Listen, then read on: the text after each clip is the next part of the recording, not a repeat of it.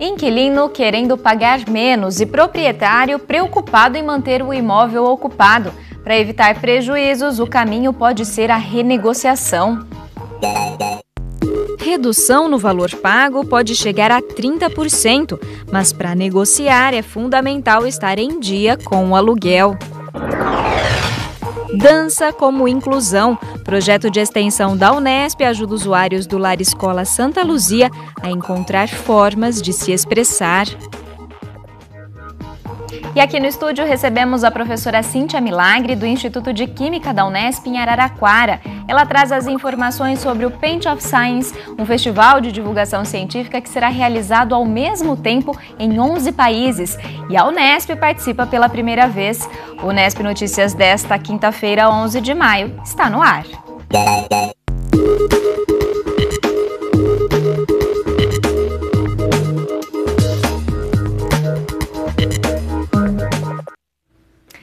Boa noite. Renegociar. Essa é uma palavrinha que está cada vez mais na moda quando o assunto é o mercado de aluguel de imóveis. Afinal, em tempos de crise econômica, proprietário nenhum quer perder inquilino, principalmente aquele que paga em dia. Há 6 anos, a Júlia mora neste apartamento com o marido, na zona sul de Bauru. Quando ela deixou o antigo emprego e viu a renda cair, percebeu que era hora de renegociar o preço do aluguel, o maior gasto do orçamento mensal do casal. A saída foi conversar com a proprietária do imóvel e valeu a pena. A gente olhou o site das imobiliárias, descobriu que tinha um apartamento alugando aqui no mesmo prédio. Aí a gente viu o valor que estava abaixo do... mais ou menos 30% abaixo do valor que a gente pagava. A gente propôs para ela pagar o mesmo valor que uma pessoa que entrasse pagaria. Então, para ela foi bom que ela não teve que assumir o valor do condomínio. E para a gente também foi bom porque a gente caiu 35% no valor do aluguel. Júlia acredita que 2 fatores pesaram para o sucesso nessa renegociação. Se você tem um bom relacionamento financeiro mesmo, sempre pagar em dia, nunca ter atrasado, isso contribui bastante. Conseguir o contato do proprietário ajuda muito, porque a imobiliária, eles têm metas para cumprir. Então, e eles são negociadores, né? É muito mais complicado você conseguir negociar um bom valor com a imobiliária. Eles sempre vão ser mais resistentes. Recentemente, a Marley passou por situação parecida. Eu fiquei sabendo que a moça que mudou do lado do meu apartamento tinha vindo de um apartamento mais caro para um mais barato no mesmo prédio.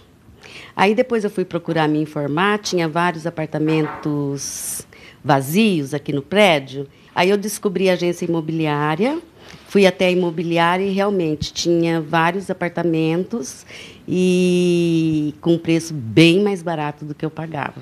A dona de casa não teve dúvida. Seguiu o exemplo da vizinha e mudou-se para outro apartamento, dentro do mesmo prédio. E nem se deu o trabalho de tentar renegociar o aluguel com o proprietário do antigo imóvel.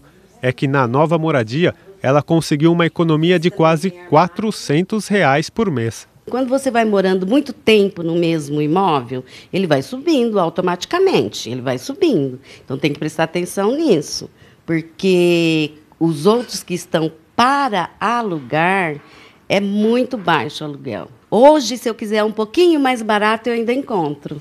Os casos da Júlia e da Marley não são exceções.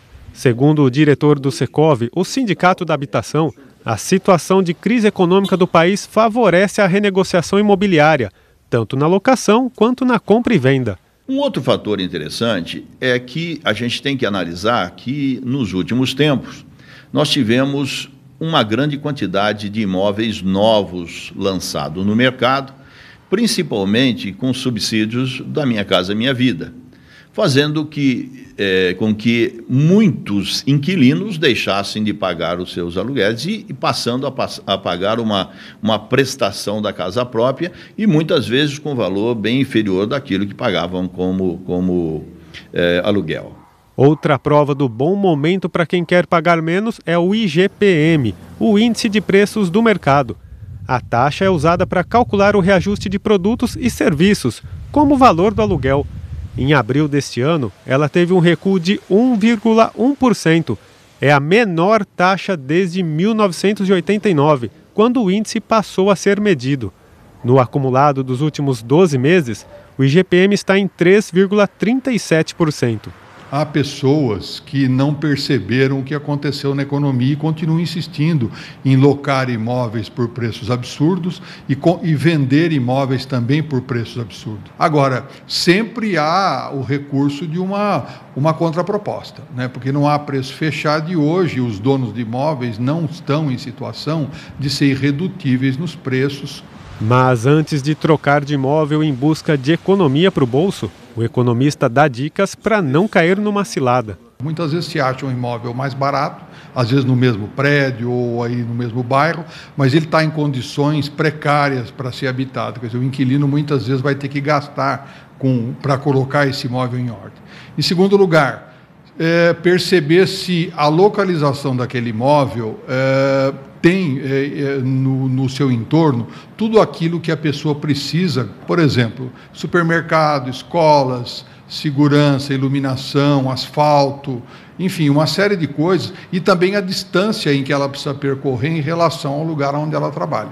Já o Secov alerta: o momento favorável para os inquilinos não deve durar muito tempo. É claro que ainda não estamos em pleno vapor, porém, a gente está percebendo que a cada dia a oferta vai diminuindo e, consequentemente, os preços estão sendo retomados.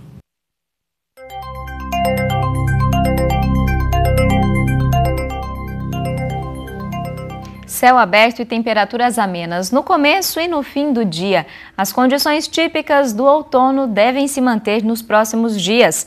Confira a previsão no mapa. O tempo segue estável em quase todo o estado de São Paulo, exceto na faixa leste, que permanece com previsão de chuvas fracas e isoladas por conta da circulação de ventos úmidos vindos do oceano. Em Bauru, a sexta-feira vai ser de sol e temperaturas amenas. Neste momento, a umidade do ar está em 65%. São registrados ventos fracos de 5 km por hora. Hoje a temperatura variou entre 15 e 24 graus. Amanhã a mínima deve ser 14 e a máxima não deve passar dos 27 graus. A seguir, vamos saber mais sobre a proposta do Pint of Science, um evento internacional de divulgação científica que vai ser realizado ao mesmo tempo em mais de 100 cidades. E as unidades da Unesp em Araraquara e Botucatu vão participar. A gente volta num instante. Na próxima semana, professores e pesquisadores das unidades da Unesp em Araraquara e em Botucatu vão participar do Pint of Science, um festival de divulgação científica realizado ao mesmo tempo em mais de 100 cidades de 11 países. O evento surgiu na Inglaterra em 2013 e tem o objetivo de ampliar o acesso às pesquisas científicas. Para falar sobre a participação da Unesp, recebemos a coordenadora do festival em Araraquara, a professora Cíntia Milagre. Boa noite, professora. Boa noite. Muito obrigada por estar aqui com a gente hoje. Eu que agradeço a oportunidade de divulgar o festival Pint of Science, que está sendo organizado pela Unesp pela primeira vez esse ano, em 2017. Aproveitando, né, por que essa participação pela primeira vez no evento? Qual que é a importância de estar inserido nesse festival? Bom, o festival ele é relativamente novo, né? Ele começa em 2013. No Brasil, ele chega em 2015 na cidade de São Carlos.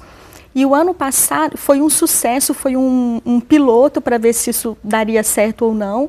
E aí entraram 7 cidades. Quando eu fiquei sabendo, eu fui até São Carlos para participar, ver qual era a proposta, né, isso no ano passado, e já esse ano então foi possível incluir a Unesp de Araraquara, a Unesp de Botucatu e outras, quem se animar, se interessar, está aberto aí, já está prevista o aumento de cidades para o ano que vem. E, professora, a ideia, né, é levar as pesquisas científicas para outros ambientes que não o acadêmico, né? Eu imagino que esse seja um desafio, né? Como que vocês estão trabalhando nesse sentido? Esse é um desafio porque nós sabemos divulgar a ciência muito bem para os nossos pares, mas a sociedade acaba que uma falha nossa de não fazer essa divulgação em massa, numa linguagem mais acessível para o público leigo. Então, para os professores, todos os professores convidados aceitaram prontamente, são todos voluntários, mas em conversas com ele é sempre aquele frio na barriga, porque nós estamos habituados a dar uma aula, a dar uma palestra, isso está tranquilo. Agora, ir para um bar, falar de ciência de uma forma sem jargões científicos, num linguajar que seja acessível a todos, acaba sendo um grande desafio. Mas os cientistas gostam de desafio. E quais são os locais previstos de atividades? Sempre serão, então, ambientes descontraídos, bares, né? Em Araraquara vai acontecer no Quintal do Carmo e na Água Doce Cachaçaria. Serão, então, 3 dias de eventos com as palestras simultâneas. Botucatu tem uma outra programação, que eu não vou saber te falar exatamente os bares agora, mas quem acessar o site www.pintofscience.com.br consegue acessar a programação das 22 cidades brasileiras que estão inseridas. E em relação aos temas, né, a gente sabe que são 100 cidades, né, em diferentes países, todas elas, né, com eventos simultâneos, né? Os temas, eles são similares ou cada cidade tem autonomia para trabalhar o tema que decidir? Cada cidade tem autonomia. É preciso que fale de ciência, nada de pseudociência, que infelizmente, né, a mídia está sendo invadida pela pseudociência, dentro das grandes áreas, ciências humanas, ciências da terra, ciências da saúde, e o objetivo é divulgar a pesquisa que é feita localmente, de preferência. Então, como nós temos 4 unidades em Araraquara, né, o Instituto de Química, a Faculdade de Farmácia, a Faculdade de Ciências e Letras e a Faculdade de Odonto, então nós procuramos trazer pelo menos um profissional de cada uma dessas áreas para mostrar para a população de Araraquara a ciência de altíssima qualidade que é desenvolvida e que na ponta disso aí, né, na ponta das nossas pesquisas estão os cidadãos que usufruem dessas descobertas que são feitas. A gente pode dizer que a comunidade ainda não tem conhecimento de tudo o que é feito dentro da universidade? Infelizmente, há um distanciamento ainda muito grande entre a sociedade e a universidade. Muitos nem reconhecem direito o campus, não sabem onde fica o campus, se pode entrar, se não pode. O que dirá ir para o campus para assistir uma palestra, assistir uma aula? Então, já passou da hora, então, dos cientistas tomarem essa iniciativa. Então, nós vamos sair das salas de aulas, dos laboratórios, vamos para os bares, que é um lugar bem descontraído e que todos vão para conversar sobre ciência, desmistificar também um pouco essa visão de que o cientista é uma pessoa muito introvertida, meio maluco, que não quer se relacionar com ninguém, e que a gente está ali no ambiente descontraído para falar de futebol, para falar de política e, por que não, para falar de ciência, que é tão importante. E os pesquisadores também acabam tendo um retorno positivo para as próprias pesquisas, né, desse contato com a comunidade em geral. Porque é sempre uma via de mão dupla, né? A gente está tão focado ali entre os nossos pares, mas de repente surge uma pergunta que faz você refletir sobre aquele assunto. Eu nunca tinha olhado para isso por esse ângulo, então vai ser bastante produtivo também para o cientista. E para participar é só ir até esses locais? Precisa de algum tipo de inscrição? Como que funciona, professora? Não é um congresso, não é aula, então a participação é gratuita, não precisa de se inscrever. Em outros países do mundo, sim, a participação é paga, mas no Brasil a participação é gratuita e é só aparecer então em cada um dos bares, conferir a programação da cidade. O evento começa em todos os locais no Brasil às 19h30 e está bem disponível, sem vergonha de fazer perguntas, porque os cientistas permanecerão ali depois de falar brevemente sobre cada assunto para tirar dúvidas. Então, aproveitar a presença de uma pessoa ali qualificada, né, para trazer informação correta e segura. Então, para que todos participem, vai ser bem interessante. Então, só lembrando, gente, o evento ele é realizado entre os dias 15 e 17 de maio. E se você quiser mais informações, o site está disponível na tela, é o pintofscience.com.br. Professora, eu agradeço mais uma vez a sua participação, trazendo todas essas informações aqui para a gente hoje. Muito obrigada e fica o convite para todos. Muito obrigada. Depois do intervalo, você confere um projeto de extensão da Unesp que mudou a vida de usuários do Lar Escola Santa Luzia aqui em Bauru. Por meio da dança, eles ganharam mais confiança para enfrentar as dificuldades do dia a dia e também o palco. Já, fique com a gente. O O Sebrae em Bauru realiza neste sábado um plantão especial de atendimento com orientações para os microempreendedores individuais, os MEIs. Em todo o Brasil já são cerca de 7 milhões de microempreendedores individuais que atuam de forma independente em mais de 500 áreas. Para prestar esclarecimentos então sobre essa modalidade de negócio, o Sebrae realiza neste sábado um plantão especial de atendimento. Quem explica para a gente como ele vai funcionar é a Daniele de Matos, analista de negócios do Sebrae. Daniele, quem que pode participar desse plantão?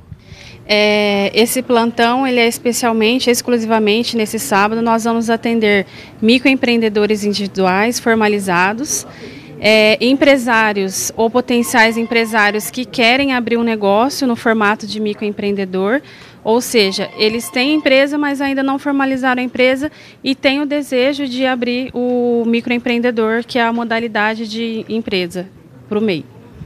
E quais que são as vantagens para esses empresários de se formalizarem como microempreendedor individual? O Sebrae recentemente ele fez um estudo e foi apontado que 78% dos MEIs formalizados, eles perceberam um aumento nas suas vendas.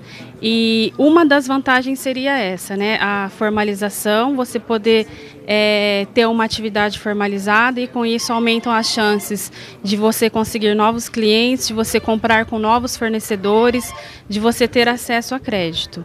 Tá certo, então, obrigado, Daniele, pelas informações. Então, quem tiver interesse pode vir aqui para o escritório regional do Sebrae, que fica na Avenida Duque de Caxias, 1682, das 9 da manhã às 3 da tarde. Informações pelo telefone 3104-1710. Felipe Mateus para o Unesp Notícias.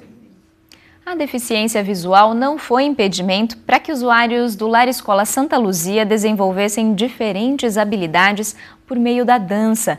Com a ajuda de um projeto de extensão da Unesp, eles ganharam confiança para montar e apresentar uma coreografia. Um aprendizado que, a partir de agora, eles levam para a vida. Aos poucos, o ginásio de esportes se transforma no palco de um espetáculo de dança inclusivo. Os grãos de feijão e o piso tátil ajudam a delimitar o espaço do show. Desde outubro do ano passado, o projeto Dançando no Escuro da Faculdade de Ciências oferece atividades de dança e expressão corporal para os usuários do Lar Escola Santa Luzia de Bauru.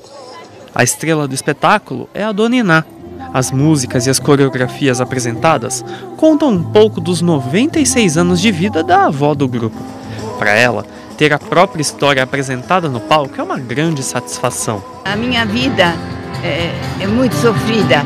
Fui órfã de pai e mãe desde pequenininha, vivi de casa em casa. É uma história de toda pessoa de idade. Tem pedacinhos que sim, tem pedacinhos que não, mas é isso mesmo. Eu gostei muito, ela interpretou muito bem a minha vida. E ela dá um show, contagia a todos com alegria e disposição.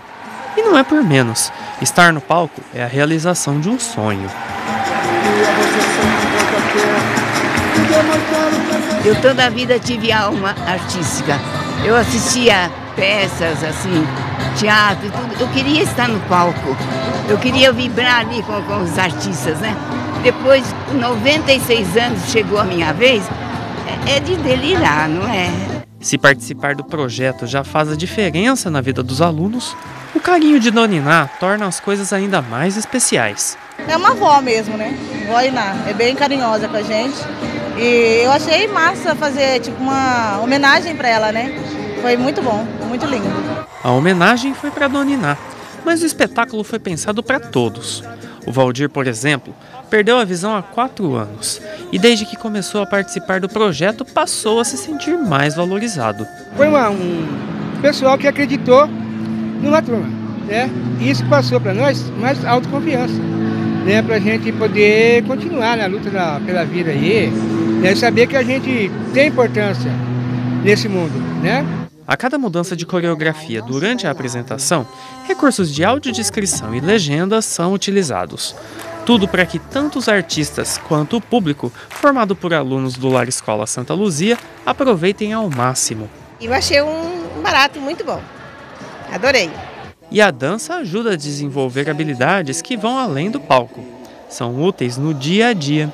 Mesmo sendo um projeto recente, os efeitos já são percebidos na vida dos usuários. Nós fomos evoluindo com o trabalho físico, de equilíbrio, lateralidade, orientações dos fundamentos da dança, como os giros, rolamentos, o próprio deslocamento no palco e agora a conclusão, que é a apresentação da coreografia que eles criaram. Foi um prazo curto até de aulas, mas o feedback deles foi muito positivo.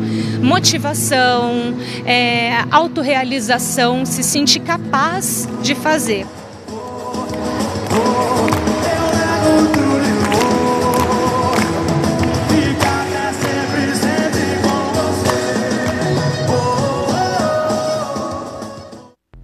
O Unesp Notícias está chegando ao fim. Para rever as reportagens desta e de outras edições, acesse o site da TV Unesp ou a página no Facebook. Uma boa noite e até amanhã.